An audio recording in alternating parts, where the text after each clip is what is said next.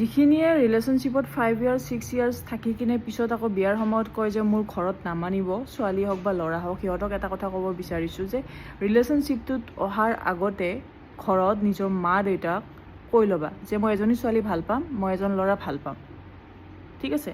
5 years 4 years কোনোবাৰ লগত থাকি বিয়াৰ বয়স হোৱাৰ পিছত, চবখিনি হৈ যোৱাৰ পিছত যেতিয়া বিয়াৰ কথা আহে তেতিয়া যে কোৱা ঘৰৰ পৰা নামানে, মায়ে নামানে, দেউতাই নামানে, দাদাই নামানে, বায়ে নামানে, কিয়?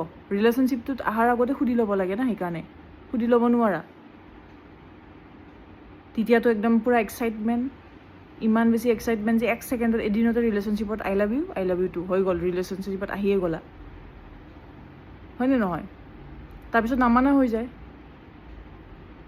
গতিকে ৰিলেশ্যনশ্বিপটোত অহাৰ আগতে সুধি ল'বা।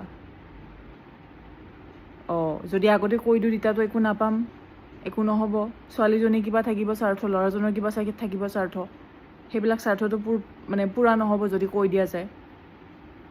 পিছত গৈ কি হয়? পিছত গৈ অকলে থাকিব লগা হৈ যায়।